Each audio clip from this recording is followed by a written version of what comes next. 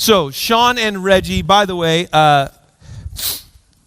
Pastor Josh wanted to be sure that I just let you all know, and I can say from my own heart as well, just how deeply grateful we are for Sean and Reggie. They've been with Grace City for many, many, many, many years, and are part of Sean on our ESAT team and board elder support and advisory team.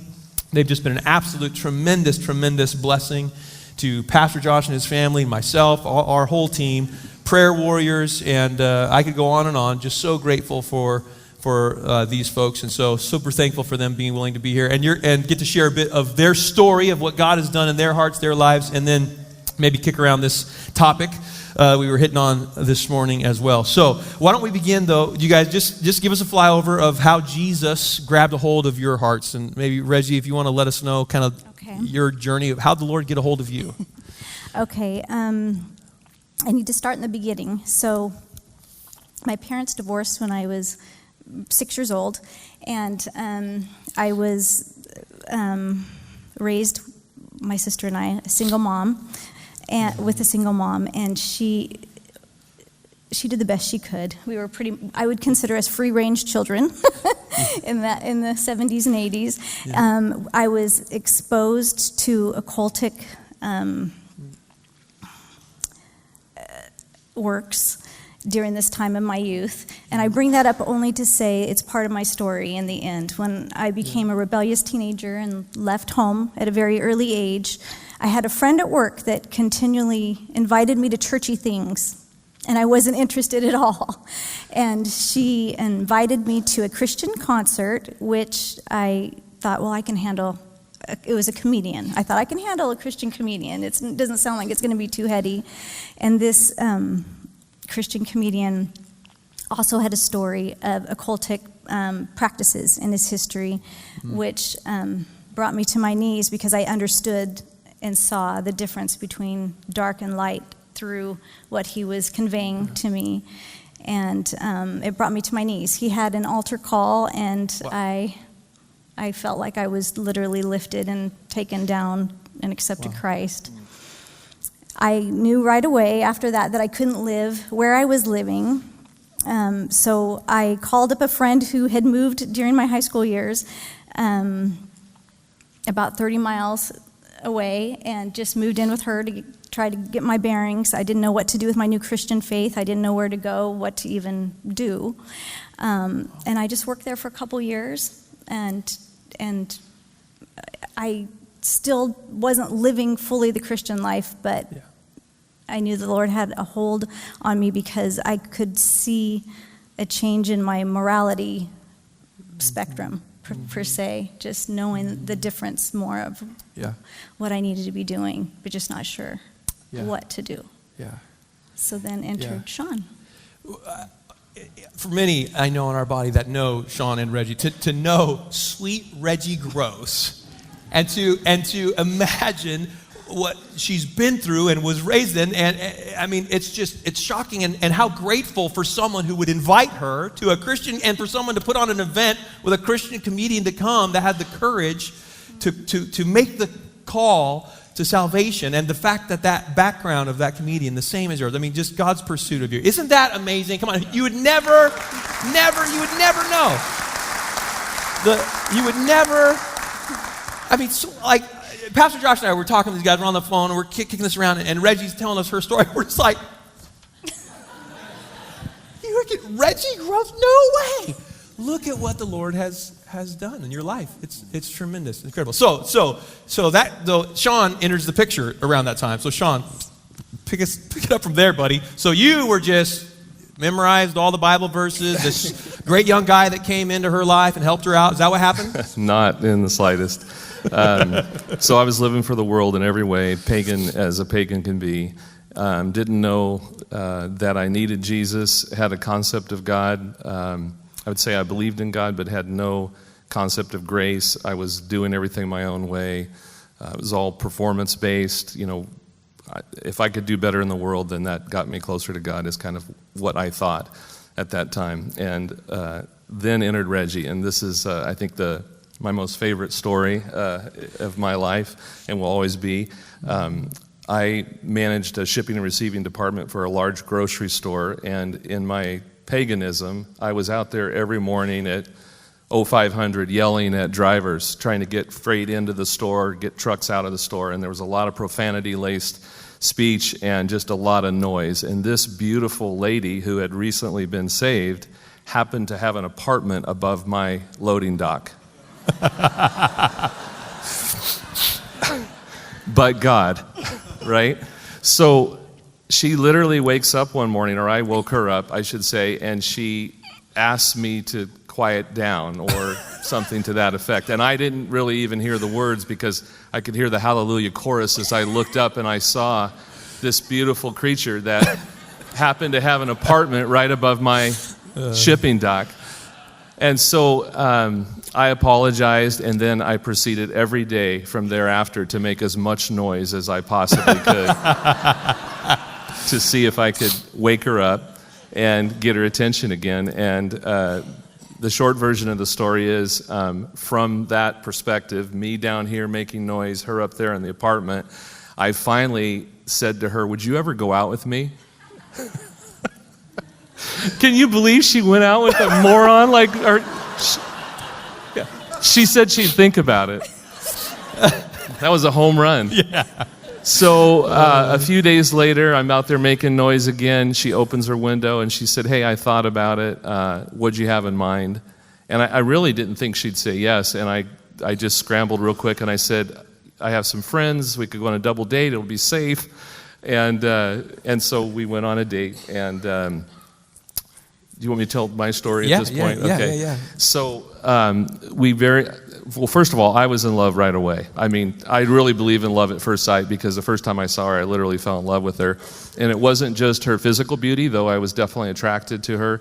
It was something I saw inside of her. So the first time that we really looked at each other and I could see her eyes, there was something in her that I never had experienced before in a relationship. And I really was drawn to that. So anyway, I expressed my affection very quickly, probably a little too quickly for her. And we together decided that we wanted to be married pretty quickly. And so I was a no-nonsense guy, and I called up the only church I knew about, which was the church my parents were married at.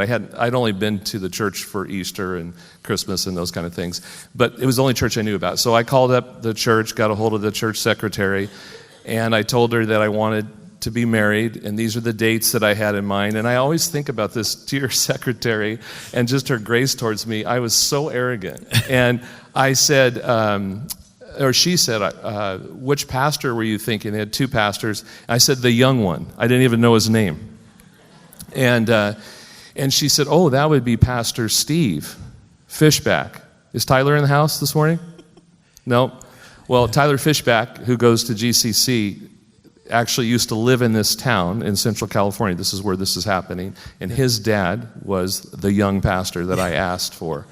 Wow. So Tyler's dad, God bless him, was willing to meet with us and said, "Oh, by the way," the secretary said, "Oh, and Pastor Steve requires premarital counseling."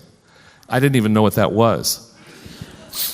But I was checking boxes. I wanted to be married to this lady. That's all I knew. And I said, "Okay, what do we do?" So we set an appointment. We went and met with Pastor Steve. That began a multiple-month journey of Steve really, not without us really knowing or without me knowing, really discipling me to the cross. And in the process of all that, there was a membership class, and he asked if we wanted to join the membership class. And I found out that if you were a member, you got a discount on the church. So I said, check. Love it. So I love it. Clearly, I'm not saved. I'm not saved at all. I'm just... Free chapel? Yeah. Yep. What do I got to do? Sign me up. And so I signed up for that, and then the membership class was really good. And all the time, looking back, I can see how God was drawing me closer to himself, and he was going to save me, but I didn't know what was going on. And at the end of the membership class, like 6 weeks or something like that, the pastor that was leading the class said, we found out there was like 3 people in the class that have never been baptized before, and is there anyone else? And I kind of looked around, and not many people raised their hand, and so I finally raised my hand. I haven't been baptized. Well, do you want to be baptized? What do you think I said? Checking boxes. Yep. What discount comes with that? Yeah. I'll take it. So I checked that box, signed up for baptism Sunday, which happened to be membership Sunday. We go, it's a very formal membership process, a pretty formal church. Everyone's in their Sunday best, suit and tie and everything. And we go through the whole membership indoctrination ceremony, and then we do the baptism. I'm still not saved. You got that part? So this may be the weirdest salvation story you've ever heard, and not the order I recommend. Yeah, this is true. So it comes time to be baptized. The first 3 couples go. It's fairly non-emotional. It's fairly rote because they were already Christians. They were just finalizing their public statement of faith in front of the body. And I go up there in my pride and arrogance, just checking boxes, and Pastor Steve, it wasn't an immersion in a tank of water. It was a sprinkling with water. And when that water came upon me, the Spirit of God came upon me. And I saw my sin. I understood my sin. I saw Jesus' sacrifice and what he did for me, and all the things I had been learning through Reggie and through the membership classes and through Pastor Steve's premarital counseling, just in an instant became crystal clear to me. And so, again, I do not recommend this order, but I literally got saved right as I was being baptized, just in time. I don't... Yeah, it's a great story. Okay, so that's an incredible story and grace. But let's get to this subject, this topic of spiritual pride and the kind of the heart of the Pharisee. And so, journeying forward now, you met the Lord, you get saved. But talk to us a little bit about your experience with religious pride, spiritual pride, moving forward, and just kind of, you want to? Yeah, you definitely. Okay.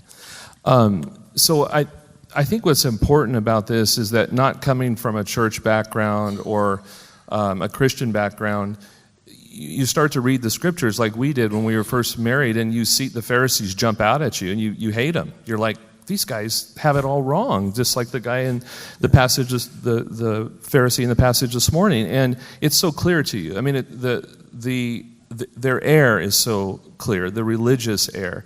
And so as new believers, we saw that, understood that, but yet in our desire to establish new traditions for our family, to break past patterns of sin and paganism and start a new life and a new relationship together in Jesus, subtly and probably more quickly than we realize, we became religious Pharisees. So in other words, in our zeal to pursue righteousness, the righteousness of Christ, we basically kind of set up a little world of religiosity that had very high walls, that did not include much interaction with sinners, tax collectors. We just wanted to have a holy huddle and hang out with righteous people. We were very critical, and that led us down a path of thinking smaller is better in terms of church size. So we only want to be in a small church. Once a church got bigger, I should say that this is mainly my sin, not Reggie's. Reggie was just along for the ride and humbly going along with all my crazy tangents. But in any event, thinking that smaller was more holy, more righteous, that kind of thing. And so talk about then some of the consequences of the effects of that. What or some other examples maybe of how that showed up. Different ways that we establish kind of our own what's right. This is the right way. Looking down on others maybe, or distancing ourselves from others. Any other effects of that in your marriage or in your lives? Well, we have 3 children. We were mentored by wonderful, godly people who homeschooled. We felt that that's what we wanted to do for our family. Not. Honestly, my heart wasn't that was what everybody should do. It wasn't, but it quickly becomes that.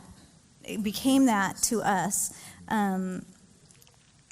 a deep pride issue as far as, well, we feel this is what God wants us to do, so of course all is going to go well all the time, right?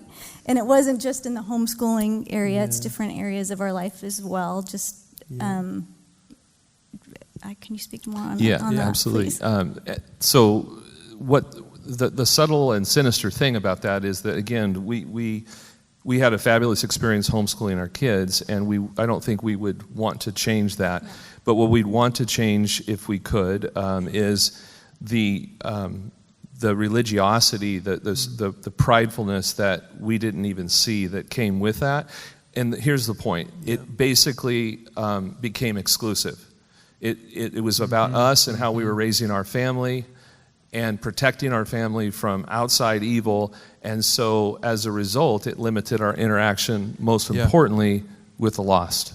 And the thing that was missing in our Christian journey for probably almost 20 years, until about 10 years ago, was we would say we had a love for the lost. And we gave to missions that supported missionary movements throughout the world, et cetera. But our personal level of evangelism was greatly hamstrung and hindered by our religious pride of wanting to protect our family from outside influences. So talk about what happened then 10 years ago and some of the growth and change since then, and what's different. Where'd you live at the time, and what happened? I mean, tell the folks. I mean, that because you became convicted of that, and kind of how that, and then you made some decisions and have taken action. So tell us a little bit about that. About that change. What's happened? Well, we used to live in Upper Valley. I grew up in Leavenworth, and we prayed for and longed to have a piece of property in the country where we could get away from people. and God kindly, graciously gave that to us, and we built a house, and we loved raising our family there, and it was really an incredible setting. But we were, fast forward, we're at GCC now, and we're hearing about community mission, and really God is convicting our pastors' hearts at the same time He's convicting the whole body in terms of this issue of who is my neighbor. And our neighbor is everybody that's not in the church, right? It's everybody that's a lost brother and sister. And Reggie and I both became increasingly convicted that our lifestyle and where we'd chosen to live, which was great, was limiting our ability to connect with other people. So we kind of looked at each other one day and we said, I think almost at the same time, I think God's calling us to move to Wenatchee. And as a kid growing up in Leavenworth, that was anathema. That's where you go to die. Yeah. Go city, folks. When you can't handle shoveling snow anymore. And so this is not nearly as noble as Pastor Adam portrays it, because it's not like we moved to South Wenatchee. We live in North Wenatchee. We live in a nice neighborhood. But you sold your house, but really, I mean, truly, like God convicted you. You're like, man, we need to have access to be around people, to begin to build these bridges, to have conversations, to actually get to know people who celebrate Halloween. Or, I mean, right? I mean, we come with these things and begin to actually have a heart for people, to build relationship. And God was using different testimonies and people and things to stir that heart. And so you sold your house and moved. And so, and till since then, what have you been doing? So we bought. God led us to the last house I'd ever want to own. It's on a corner. It's very visible. It's the kind of house that people stop by all the time, and that was not my personality. I don't think Reggie's either, actually. And I told Reggie when we bought it, and would love to share, but in the interest of time I won't, how the Lord led us to the house, because it was truly amazing. But anyway, I told Reggie when I bought it, I said, honey, I think that we're going to be here for at least 20 years. I really feel that the Lord's calling us to serve in this neighborhood for 20 years. And during that time, there's going to be death, there's going to be cancer, there's going to be divorce, there's going to be all kinds of brokenness and hurt. And we just need to be prepared for all these opportunities God's going to provide to love and serve our neighbors and hopefully lead them to Jesus. The only thing I forgot to mention, or I didn't even think of, is fire. And so 5 years? 2 years after we, that's right. 2 years after we moved into this house, there was a fire that destroyed 24 of our neighbors' homes, and it became this amazing catalyst to connect with, to serve, and to love our neighbors. Yeah.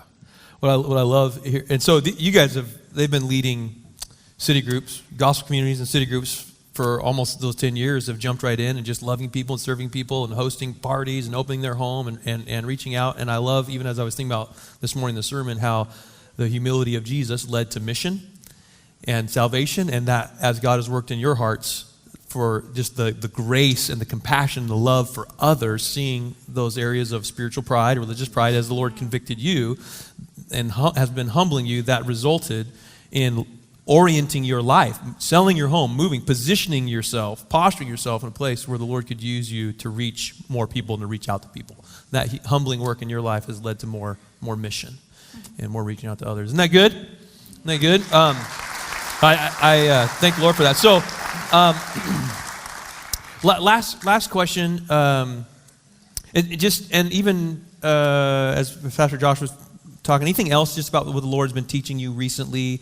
And I found it interesting when we were talking about your different personalities and even how that's kind of playing in terms of your marriage and how the Lord is working greater humility in you, Sean, as a husband, to be attentive to Reggie's needs, and even in this new lifestyle of, leading groups, leading a mission. So talk a little bit about just what recent kind of lessons and things the Lord's been doing. Do you on want that point. me to talk about that? Okay. In terms of personality types, yeah. So I'm very much an extrovert, and Reggie's very much an introvert. And I am so ashamed to admit this, that I did not even, I understood, concept of extrovert, introvert, but I never even thought about how my wife was actually an introvert and how discouraging it is, and had been for 25 years probably, of me dragging her into everything that I thought we needed to do.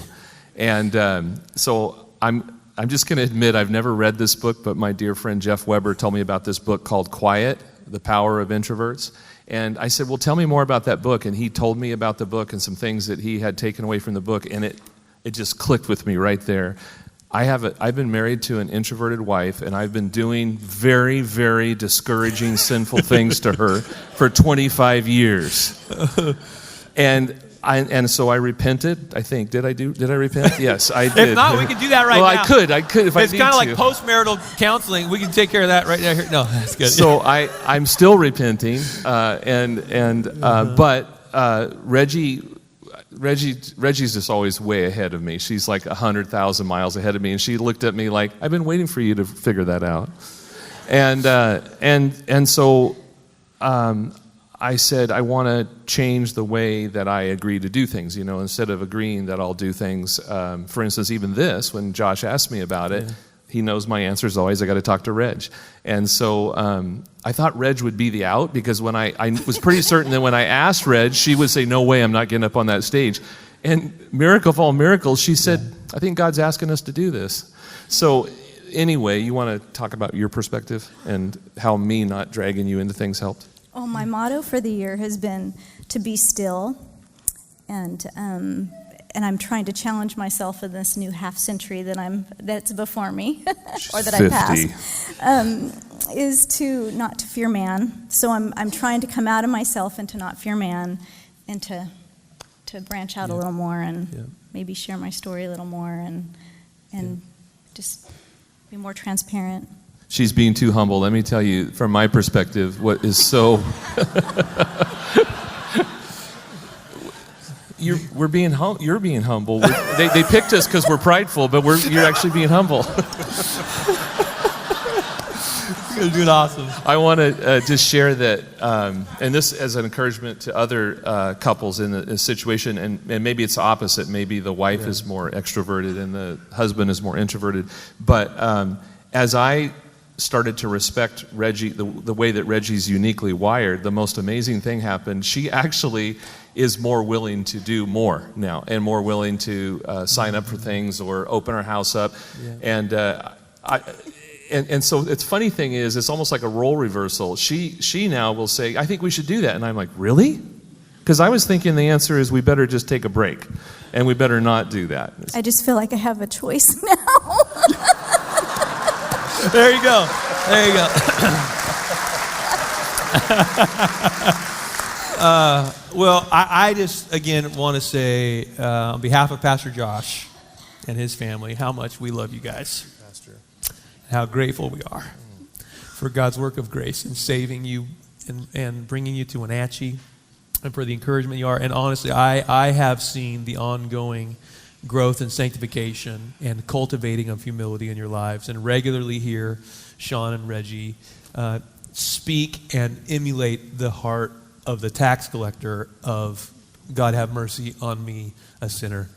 And Sean, I've heard and seen the reality of the fruit in that in your lives, and I believe that humility, the work of grace, the gift of that's ongoing and needs to be fought for every day, has and is resulting in greater spiritual fruit and mission and loving others and compassion and opening yourselves in your home and your lives to others. And I'm just grateful for the work of grace in your life. So again, I just want to say thank you guys. Can you show them some love again? Thank Just you, thank them Pastor. for sharing with us.